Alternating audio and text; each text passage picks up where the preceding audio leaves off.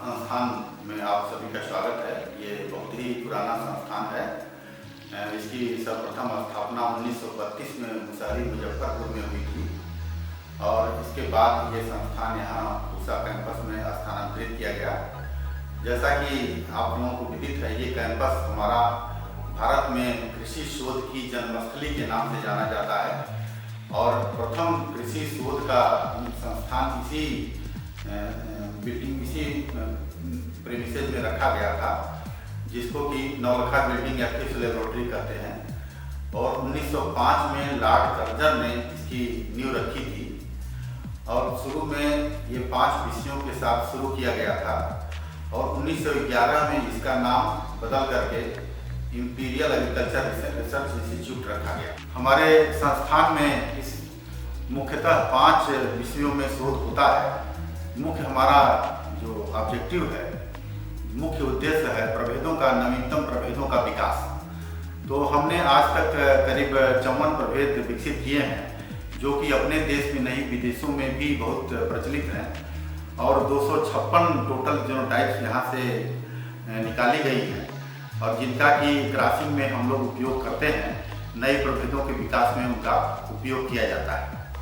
और दूसरा जो काम होता है यहाँ पे शोध का, वो फसल उत्पादन में, फसल गन्ने की उत्पादन पद्धति पे काम करते हैं और नवीनतम जो गन्ने की उत्पादन पद्धतियाँ, नवीनतम पद्धतियों के विषय में हम लोग शोध कार्य करते हैं। इसमें फसलों का विविधीकरण है, उसमें पोषक तत्व प्रबंधन है, जल प्रबंधन है, खरपतवार नियंत्रण है या अन्य विषयों पर जो फसल उत्पादन से संबंधित है, उस पर हम यहाँ पे शोध करते हैं। नमस्कार।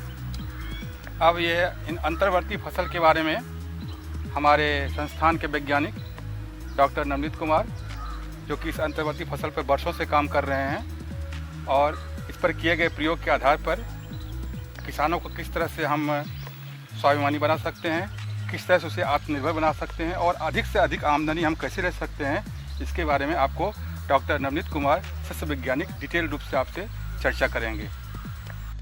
डॉक्टर नवनीत जी से कृपया जो है अंतर्वर्ती फसल के बारे में किसानों को संपूर्ण जानकारी देने का कष्ट करें। किसान भाइयों, इसमें ईख के साथ मंगरेला का फसल लिया गया है। आप लोग जानते ही हैं कि मंगरेला मात्र 3 से 4 माह का फसल है। इसको 2 पंक्ति गन्ना के बीच में 2 पंक्ति मंगरेला का लगाते हैं और ये 3 से 4 माह में इसकी कटाई हो जाती है और मंगरेला का भाव भी बाज़ार में ज़्यादा रहता है, इसलिए इससे किसान भाई ज़्यादा आमदनी प्राप्त कर सकते हैं। इसमें 2 पंक्ति गन्ना के बीच में, जो कि गन्ना की 2 पंक्ति के बीच की दूरी 90 सेंटीमीटर होती है, उसमें 30-30 सेंटीमीटर की दूरी पर 2 पंक्ति मंगरेला का लगाते हैं। इसमें गन्ना के साथ गाजर का फसल लिया गया है। 2 पंक्ति गन्ना के बीच में 2 पंक्ति गाजर का लिया गया है। इसमें गन्ना के पंक्ति से पंक्ति की दूरी 90 सेंटीमीटर होती है और गाजर से गाजर के बीच की पंक्ति की दूरी 30 सेंटीमीटर होती है। 2 पंक्ति गाजर का लिया जाता है और 3 से 4 माह के अंदर गाजर को उखाड़ लेते हैं और केवल गन्ना खेत में बच जाता है। किसान भाइयों, इसमें गन्ना के साथ फूलगोभी की खेती की गई है।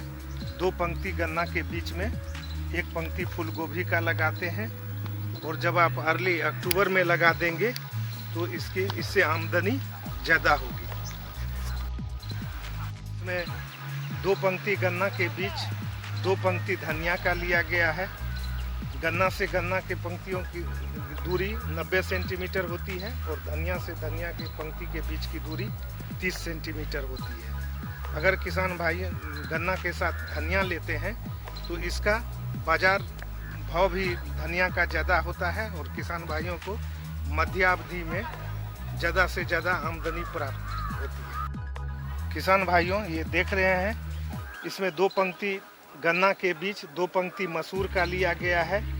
इसमें भी गन्ना से गन्ना के पंक्ति के बीच की दूरी 90 सेंटीमीटर होती है और मसूर के पंक्ति के बीच की दूरी और गन्ना के पंक्ति से मसूर की पंक्ति की दूरी 30 सेंटीमीटर होती है।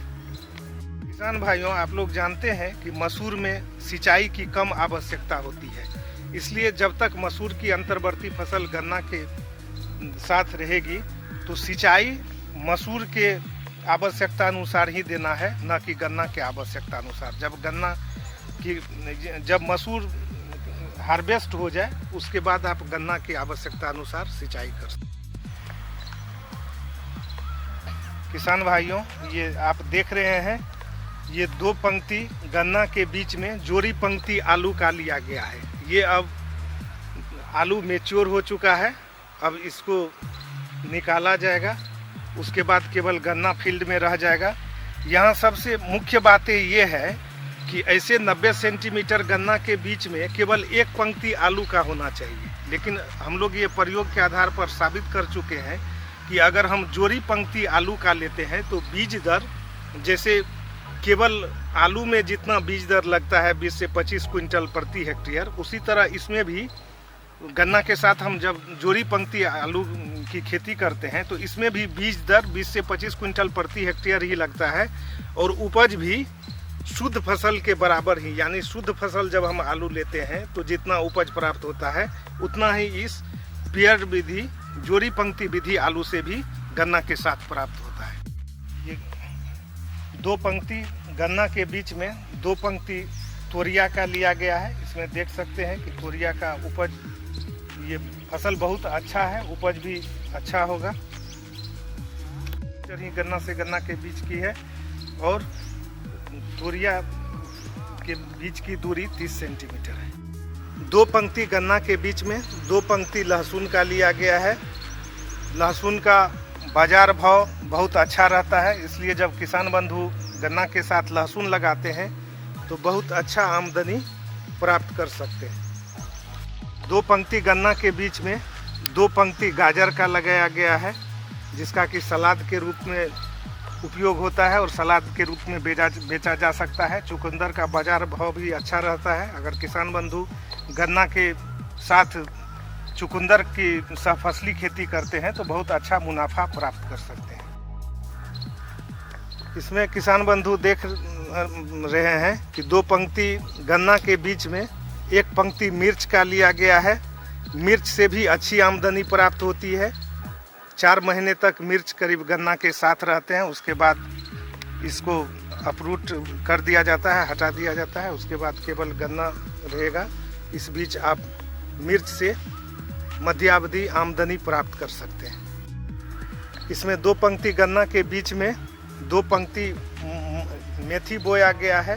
इसमें भी गन्ना से गन्ना के बीच की दूरी 90 सेंटीमीटर होती है और मेथी के पंक्ति के बीच की दूरी और गन्ना से मेथी की पहली पंक्ति की दूरी 30 सेंटीमीटर होती है। 4 माह तक गन्ना के साथ सहफसल के रूप में रहता है। इससे भी अच्छी मध्यावधि आय प्राप्त कर सकते हैं। इसमें भी 2 पंक्ति गन्ना के बीच में 2 पंक्ति चना का लिया गया है। चना का भी बाजार भाव अच्छा रहता है। अगर किसान बंधु शरदकालीन गन्ना के साथ चना की सहफसली खेती करते हैं तो बहुत अच्छा मुनाफा प्राप्त कर सकते हैं। 2 पंक्ति गन्ना के बीच में 1 पंक्ति मक्का का लगाया गया है। मक्का का भी उपज बहुत अच्छा होता है और गन्ना के उपज में भी ज़्यादा कमी नहीं होती है। आप देख सकते हैं कि इसमें भी गन्ना के साथ 2 पंक्ति गेहूं का लगाया गया है। जब आप 15 अक्टूबर के आसपास गन्ना के साथ गेहूं लगा देंगे तो ये अर्ली हो जाता है। अभी आप देख सकते हैं कि इसमें बाली निकल रहा है और गेहूं भी बहुत अच्छा है। गन्ना का भी अंकुरन बहुत अच्छा है। ये टिलरिंग स्टेज में गन्ना भी आ रहे हैं और गेहूं बाली निकलने की अवस्था में है।